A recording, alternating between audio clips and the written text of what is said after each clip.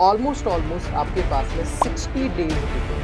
लेकिन एक अच्छी बात यह है कि इसमें कैलकुलेटर अलाउड है, यानी कि वर्चुअल कैलकुलेटर अलाउड है। सब्जेक्ट खत्म होने तक वो चीजें दिमाग में हो सकता है ना रहे, इसलिए आप कोशिश करें कि चैप्टर जैसी कंप्लीट हो उसके शॉर्ट नोट खुद ही बना लें, जितना आपसे हो सकता है उतना हो। 2018 में जो वैकेंसी आई थी जिसका एग्जाम 2019 में हुआ था, उसके एग्जाम पैटर्न को देखा जाए तो थ्योरेटिकल क्वेश्चन जो थे वो लगभग 95% थे और जिनमें न्यूमेरिकल का जो रेशियो था वो था 5%। आरआरबी जेईई के जो पुराने जितने भी एग्जाम थे, हालांकि मैं 2019 की अगर आपसे बात करूं तो वहां पे मैच द कॉलम वाले क्वेश्चन नहीं पूछे गए, स्टेटमेंट वाले क्वेश्चन कम पूछे गए। सीबीटी 1 एग्जाम आपका कंप्लीट हो चुका है, लेकिन अभी सीबीटी 2 एग्जाम तक आप लोगों को रुकना नहीं है।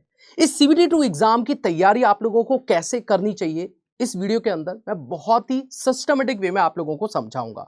इसकी शुरुआत हम लोग करते हैं और ध्यान से देखिएगा इस वीडियो को देखने के बाद आपको किसी और वीडियो को देखने की आवश्यकता नहीं पड़ेगी। पहले हमें कुछ बेसिक डिटेल्स के बारे में जान लेना चाहिए, जो कि पुराना लास्ट टाइम जब आरआरबी हुआ था तब क्या सिनेरियो था। तो देखिए, हालांकि इसके बारे में पहले भी डिस्कस कर चुके हैं, पर फिर भी आप लोगों को एक आइडिया होना चाहिए।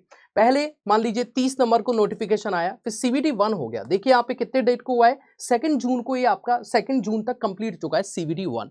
अब इसके बाद में सीबीटी 1 का रिजल्ट मैं तो यहीं से काउंट करूंगा। मान लीजिए कि आप तो मई तक, मतलब जून से आप लोगों का पूरा टाइम था, तो जून से जुलाई और जुलाई से अगस्त, ये 2 महीने आप लोगों को दिए गए। ठीक है, 2 महीने में ही आपका सीबीटी 2 का एग्जाम हो गया था। इसका मतलब ये हुआ कि आपके पास में अगर एक एवरेज टाइम लिया जाए तो ऑलमोस्ट आपके पास में 60 डेज होते हैं।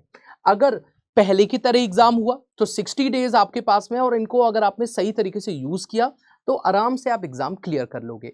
देखिए, आगे का थोड़ा सा हम लोग एग्जाम पैटर्न और सिलेक्शन की बात कर लेते हैं। अब हम सीबीटी 1 की बात बिल्कुल नहीं करेंगे।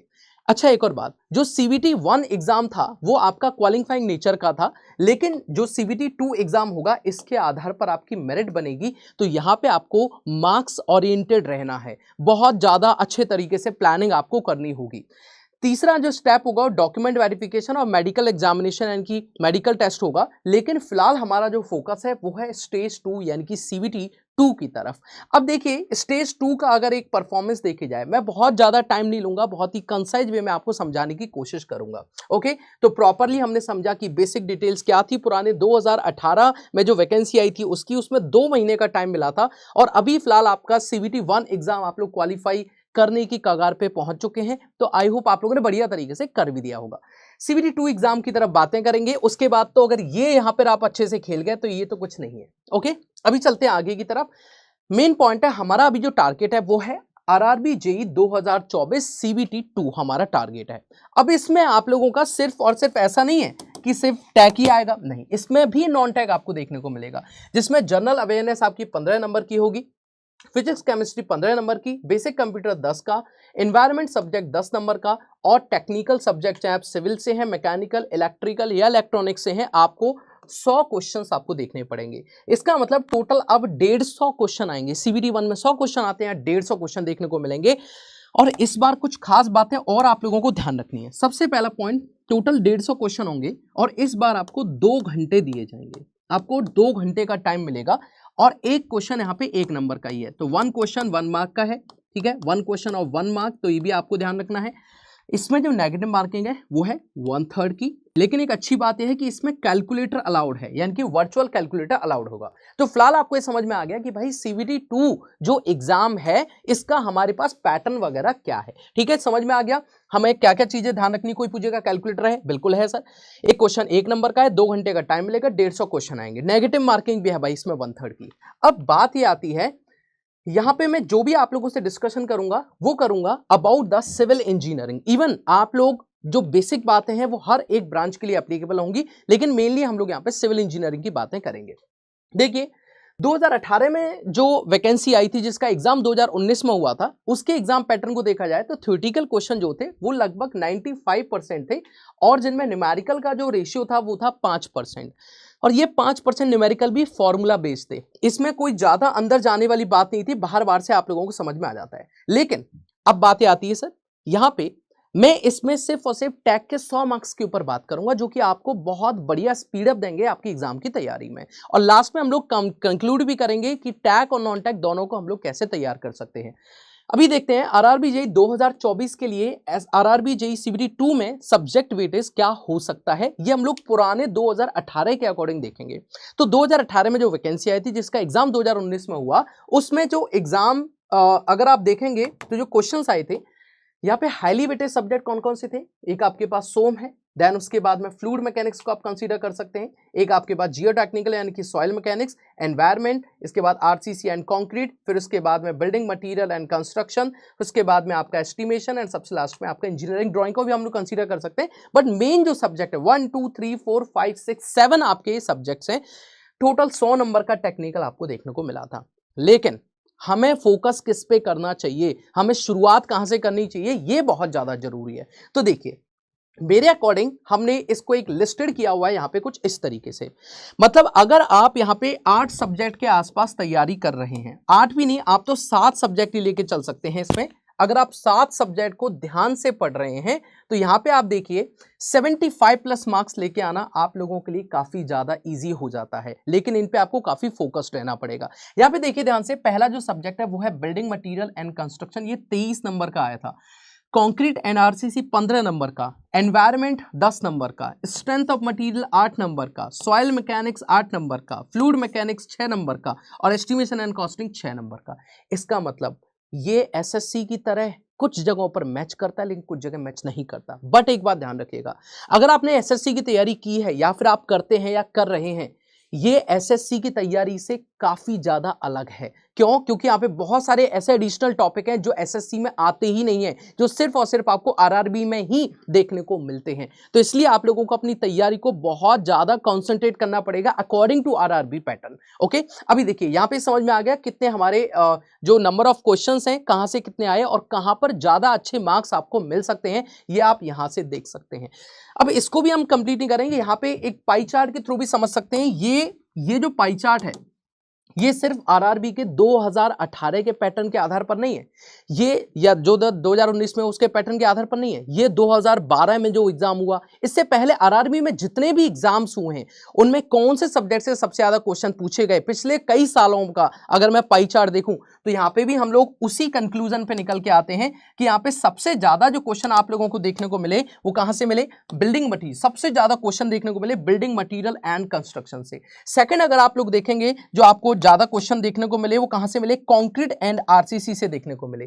इसके बाद जो नेक्स्ट आपको ज्यादा क्वेश्चन देखने को मिले वो एनवायरमेंट से देखने को मिले। इसके बाद में आप लोगों को जियोटेक से क्वेश्चन देखने को मिले हैं। इसके अलावा आप लोग देखेंगे सोम से क्वेश्चन फिर देखने को मिले हैं, फिर फ्लूइड मैकेनिक्स से और एस्टिमेशन से। ये 7 ऐसे सब्जेक्ट हैं आपके जहां से सबसे ज्यादा क्वेश्चन आपको देखने को मिले हैं आरआरबी के किसी भी पुराने एग्जाम को अगर आप उठा लेंगे उनके अंदर।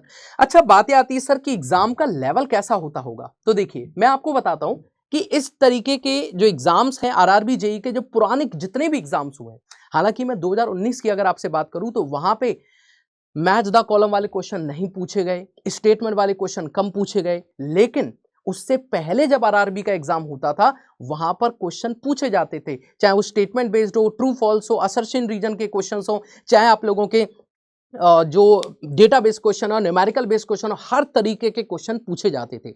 तो यहाँ पे अगर मैं इसको देखूंगा तो देखिए डायरेक्ट डेटाबेस क्वेश्चन देखते थे। अच्छा, डायरेक्ट डेटाबेस क्वेश्चन कैसे दिखते होंगे, तो देखिए यहाँ पे ये आपका आरआरबी का 2019 में आया हुआ एक क्वेश्चन पेपर का ही एक क्वेश्चन है। देखिए यहाँ पे पूछा है which of the following is a quick climb, तो ये डायरेक्ट डेटाबेस क्वेश्चन है, 2019 में पूछा गया है मॉर्निंग शिफ्ट के अंदर। एक और डेटाबेस क्वेश्चन देखते हैं, तो पूछा हुआ है हाइपरसोनिक फ्लो कब हाइपरसोनिक कहलाएगा, डायरेक्ट डेटाबेस क्वेश्चन 2019 में ही पूछा गया है। लेकिन अब जैसे देखिए 2019 में एक और क्वेश्चन है, इसमें दूसरा स्टेटमेंट बेस्ड। तो मैंने आपको जितने भी टाइप दिखाए, डायरेक्ट डेटा बेस्ड आएगा, statement based question, numerical based जो कि फॉर्मूला बेस्ड आते हैं क्वेश्चन, असर्शन रीजन के क्वेश्चन और match the column. Match the column 2019 में नाक के बराबर था, लेकिन इससे पहले आरआरबी के एग्जाम में पूछा गया, तो ये भी आपके पैटर्न या तैयारी के अंतर्गत रहना चाहिए। ठीक है, अब देखिए यहाँ पे सबसे पहले मैंने आपको दिखाया डायरेक्ट डेटाबेस, ये 2 क्वेश्चन मैंने आपको दिखाए इस सैंपल के तौर पे कि कैसे क्वेश्चंस आते हैं। इसके बाद स्टेटमेंट बेस्ड क्वेश्चन कि 4 आपको स्टेटमेंट दे दी, उनमें से सही वाला चूज करना है। इसके अलावा ये देखिए 2019 में एक न्यूमेरिकल बेस्ड क्वेश्चन पूछा गया है। ठीक है, यहाँ पे आप लोग देख सकते हैं फ्लूइड मैकेनिक्स का न्यूमेरिकल बेस्ड क्वेश्चन है। इसके अलावा देखिए ये आपका असर्शन रीजन का क्वेश्चन है, लेकिन ये देखें ध्यान से कब आया है, ये 2012 में आया हुआ है आरआरबी इलाहाबाद के अंदर 2012 में। और देखते हैं सर इसके अलावा तो मेरा पॉइंट ऑफ व्यू क्या है, आप लोग समझ पा रहे होंगे कि आपको किस टाइप के क्वेश्चन की तैयारी करनी है, लेवल कैसा आ सकता है। तो आपको direct data based, statement based question, numerical based, assertion reason, match the column, ये हर एक टाइप के क्वेश्चन पे आपको फोकस्ड रहना होगा, ठीक है, तभी जाके आप लोग कर पाएंगे चीजों को। अब पुराना आप लोग मार्केट में बहुत सारी बुक्स अवेलेबल होती हैं जिनमें आरआरबी के या अलग अलग जैसे डीएमआरसी के, एलएमआरसी के क्वेश्चन दे रखे हो, उनको भी आप लोग ऑप्ट कर सकते हैं। और पीवाईक्यू का असली खेल है इस जगह पे। चलिए आगे बात कर लेते हैं नेक्स्ट पॉइंट के बारे में। अब देखिए पॉइंट आता है सर क्या क्या मटेरियल आपके पास होना चाहिए अगर आप इस एग्जाम की तैयारी करना चाहते हैं तो, ठीक है, सीबीटी 2 एग्जाम के लिए। तो देखिए आपके पास में पहली बात तो डिटेल्ड नोट्स होने चाहिए और शॉर्ट नोट भी होने चाहिए। अगर खुद के बनाए हुए तब तो मजा आ जाएगा, ठीक है, और ये शॉर्ट नोट से आपका क्विक रिवीजन में बहुत मदद होगी। नेक्स्ट पॉइंट, आरआरबी जेईई के पीवाईक्यू क्वेश्चन पेपर होने चाहिए विद सॉल्यूशन। अगर आपके पास नहीं है, you can join my official Telegram channel, जहां पे 35,000 से भी ज्यादा बच्चे कनेक्टेड है जो ट्रस्ट करते हैं मेरे ऊपर, और हम इस जगह पर आप लोगों को काफी मीट्स, और मैं इसके ऊपर एक मीट भी लेने वाला हूं जिसमें आप लोगों के लाइव डाउट जो भी रह जाते हैं उनको भी हम कवर करेंगे, तो जरूर इसको आप ज्वाइन कर सकते हैं। नेक्स्ट इज स्टेट जेईई के जो क्वेश्चन बुक है उसको भी आप लोग ऑप्ट कर सकते हैं। नेक्स्ट, स्टेट इंजीनियरिंग एई एग्जाम के जो क्वेश्चन पेपर होते हैं सॉल्यूशन के साथ, वो भी आपके पास होने चाहिए। अच्छा वो क्यों होने चाहिए? क्योंकि असर्शन रीजन के क्वेश्चन या फिर आपके मैच द कॉलम वाले क्वेश्चंस या स्टेटमेंट बेस्ड क्वेश्चन की तैयारी के लिए असिस्टेंट इंजीनियर के जो एग्जाम्स होते हैं उनमें आपको बढ़िया वेरिएशन क्वेश्चन का देखने को मिल जाता है। और लास्ट में है मॉक टेस्ट, ये आपको लास्ट के 25 से 30 दिन में ये आपको छोड़ना ही नहीं है बिल्कुल, ठीक है। ये बात आपको समझ में आ गई कि मेरे पास क्या होना चाहिए। अब देखो लेक्चर अगर आप ले रहे हैं, लाइव लेक्चर के साथ, किसी भी लेक्चर के साथ, आप पीडब्ल्यू के साथ जुड़े हैं या किसी भी प्लेटफॉर्म के साथ आप जुड़े हुए हैं, तो आप लोगों को क्या करना चाहिए ड्यूरिंग द लेक्चर। जैसे आप लोग नोट्स देख रहे होंगे, यहाँ पे रेड हार्ट बना हुआ है, सर्कल बना हुआ है, इट मींस कि ये इंपॉर्टेंट है, एग्जाम में क्वेश्चन पूछे जाते हैं। तो मेन पॉइंट इज सबसे पहले नीट एंड क्लीन नोट्स बनाइए और बेसिकली जो मेजर सब्जेक्ट्स हैं उनके तो जरूर बनाएं। उसके बाद में हाईलाइट करें की पॉइंट्स को, जो भी आपकी की पॉइंट है उनको हाईलाइट कर लीजिए। फॉर्मूला इन वन प्लेस, एक जगह पे जब आप चैप्टर कंप्लीट हो जाए तो लास्ट में एक पेज बना के उस पे सारे फॉर्मूला और फैक्ट्स को आप लिख सकते हैं। Next is revision before next class, next class से पहले आप रिवीजन भी करिए ताकि आप दूसरी वाली क्लास से कनेक्ट कर पाए। And last is short note after chapter, मतलब हर एक चैप्टर कंप्लीट होने के बाद शॉर्ट नोट जरूर बनाए। ये आपको क्लास के दौरान करना चाहिए जिससे कि आपकी एक कॉन्फिडेंस बूस्टअप होगा। लास्ट में हम लोग आते हैं कि हम लोग कैसे स्टार्ट करें तैयारी और हमें किन किन बातों का ध्यान रखना है। अगर आप इन चीजों को फॉलो कर रहे हैं और इन चीजों के साथ आप लगातार जा रहे हैं, यकीन मानिए आपका एग्जाम आराम से क्लियर हो जाएगा। पहला पॉइंट लिखा हुआ है मेजर सब्जेक्ट के प्रॉपर नोट्स बनाएं। जो मेजर सब्जेक्ट्स है जो मैंने आपको दिखाए थे, टॉप सब्जेक्ट्स कौन से हैं, चैप्टर वाइज कंप्लीट होने के बाद, मतलब जैसे ही चैप्टर कंप्लीट हुआ उसके बाद पीवाईक्यू सॉल्व करें, क्योंकि उससे एग्जाम का डिफिकल्टी लेवल पता चलेगा आपको और साथ में कॉन्फिडेंस भी बूस्टअप हो जाता है। Third point is important formula की एक लिस्ट बना लें और फॉर्मूला के ऊपर आए हुए जितने भी न्यूमेरिकल्स हैं अगर आप लोग पीवाईक्यू में भी कर लोगे ना तो भी आपको बहुत मदद मिलेगी, ठीक है, उनकी प्रैक्टिस करनी है। चैप्टर वाइज शॉर्ट नोट्स बनाएं, और क्योंकि भाई देखो चैप्टर वाइज क्यों बोलते हैं, क्योंकि एक साथ कभी भी नोट्स नहीं बनते। आप सोचो कि पूरा सब्जेक्ट हो जाए फिर शॉर्ट नोट बनाएंगे, पॉसिबल ही नहीं है। बहुत सारे पॉइंट जब आपके चैप्टर पढ़ा रहे होते हैं तब वो दिमाग में होते हैं ना, सब्जेक्ट खत्म होने तक वो चीजें दिमाग में हो सकता है ना रहे। इसलिए आप कोशिश करें कि चैप्टर जैसे ही कंप्लीट हो उसके शॉर्ट नोट खुद ही बना लें, जितना आपसे हो सकता है उतना, तो ठीक है। नेक्स्ट पॉइंट इज अगर आप एक सब्जेक्ट मान लीजिए कंप्लीट कर लिया तो इंजीनियर्स वाला जो हमारा ऑफिशियल यूट्यूब चैनल है उस पर जाकर आप सब्जेक्ट को रिवाइज कर सकते हैं। वहां पे काफी सारे मैराथन क्लासेस, काफी सारे क्रैश कोर्स क्लासेस वहां पे अवेलेबल है। Next point is non tag और टॉक टैग दोनों को टाइम दें। अब देखो नॉन टैग में भी अगर मैं आपसे बात करूं ना तो नॉन टैग के अंदर ये वाला पोर्शन तो आप लोग ऑलरेडी पढ़ चुके हैं। देखिए कौन सा, नॉन टैग के अंदर ये वाला जो पोर्शन है आपके पास physics, chemistry and general awareness, इस ये 10th लेवल की आती है, तो इसका एक सेपरेट वीडियो भी हम लोग डिस्कस करेंगे।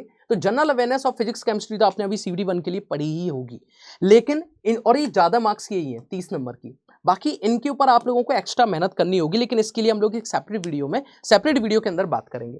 अभी आ जाता हूं मैं लास्ट पॉइंट जो हम लोग डिस्कस कर रहे थे। नेक्स्ट है टैग और नॉन टैग दोनों को बैलेंस करना सीखे। अब आपका पूरा टाइम पता है इस एग्जाम के लिए, मैं नहीं बोलूंगा कि आपको 16 घंटे पढ़ना है, 15 घंटे पढ़ना है, नहीं, आपको उतना पढ़ना है जितना इस एग्जाम की एक्चुअल नीड है।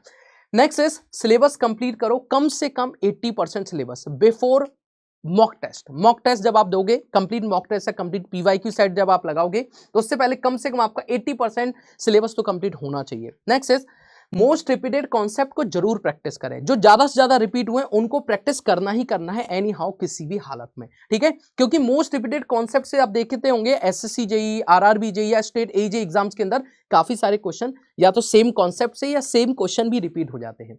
अब लास्ट में बात आती है what to do in the last month, last महीने में क्या करना चाहिए। पहली बात, एग्जाम से पहले जो भी आपने तैयारी करी, जो भी आपने नोट्स बनाए, शॉर्ट नोट्स बनाए, जो भी आपने बुलेटिन पॉइंट्स बनाए, चार्ट्स बनाए, वो सारे एक जगह पर एक तरफ आपके पास होने चाहिए। ऐसा नहीं खो जाए लास्ट में, आपने चीजों को सिस्टमेटिक वे में नहीं रखा, ये बहुत ज्यादा आवश्यक होता है। जैसे कि आपकी टेंशन आधी तो वैसी दूर हो जाती है। पीवाईक्यू की प्रैक्टिस ज्यादा से ज्यादा करें, क्योंकि अगर आप आरआरबी के पीवाईक्यू भी कर लोगे ना, तो आपके एग्जाम में वहां से भी सेम कॉन्सेप्ट से भी, सेम टॉपिक से भी लगभग 40 से 50% क्वेश्चन देखने को मिलेंगे। नेक्स्ट इज इंपॉर्टेंट टॉपिक की एक लिस्ट बना लीजिए, कौन से टॉपिक्स इंपॉर्टेंट है, हालांकि इसके ऊपर अलग से एक वीडियो में बनाऊंगा, और साथ में मल्टीपल टाइम आप रिवीजन करें, उसका गलतियों को एनालाइज करें और उनको सुधार करें, रिपीट बिल्कुल ना करें उन गलतियों को। Last point is previous FLT को लिमिटेड टाइम में सॉल्व करें। जैसे आपको पता है 120 मिनट यानी कि 60 मिनट का टाइम आपको मिलेगा, तो लिमिटेड टाइम में सॉल्व करने की कोशिश करें। अगर आपको ये पूरे प्लान का, अगर आपको पीडीएफ चाहिए इस पूरे के पूरे प्लान का, तो आप मुझे, मेरा ऑफिशियल टेलीग्राम चैनल है देवेश सर पीडब्ल्यू, इस पर आप ज्वाइन कर सकते हैं। साथ में इस पर एक मैं टेलीग्राम मीट भी करने वाला हूं बहुत ही जल्दी, तो आप इसके साथ जुड़ जाइएगा, जिसमें आप अपने लाइव डाउट्स भी पूछ सकते हैं। और इसका जो पीडीएफ है, इसको आप अगर ध्यान से देखेंगे, पूरा वीडियो इतना सिस्टमैटिक बनाया हुआ है कि पुराना पैटर्न आपके पास क्या है, एग्जाम पैटर्न क्या होता है, अभी फिलहाल सीबीटी 2 में आपको कौन सी चीजें फोकस करनी, ध्यान देने वाली हैं, फिर कितने वेटेज रहता है सब्जेक्ट्स का, सब्जेक्ट वाइड वेटेज क्या रहा पूरा, और इसमें इंपॉर्टेंट सब्जेक्ट कौन कौन से, जिससे आप ज्यादा से ज्यादा मार्क्स को ऑब्टेन कर सकते हैं, ठीक है। देन उसके बाद में आपको पूरा सिलेबस भी मैंने इसके अंदर दिया है कि मेजर सब्जेक्ट का क्या क्या सिलेबस होता है। फिर उसके बाद लेवल ऑफ क्वेश्चंस क्या है, एक सैंपल के लिए क्वेश्चन भी बताए गए। देन उसके बाद क्या क्या मटीरियल होना चाहिए, लेक्चर आपको किस तरीके से अटेम्प्ट करना है, और आपको finally during the preparation and last month of the preparation में कौन सी चीजों का ध्यान रखना है। उम्मीद है कि आप लोगों को ये वीडियो पसंद आया होगा। कॉमेंट सेक्शन में नीचे आरआरबी जेई एंड अपनी ब्रांच जरूर लिखिएगा। नेक्स्ट वीडियो का टॉपिक क्या होना चाहिए मुझे जरूर बताइएगा in the comment section. Thank you so much, all the best.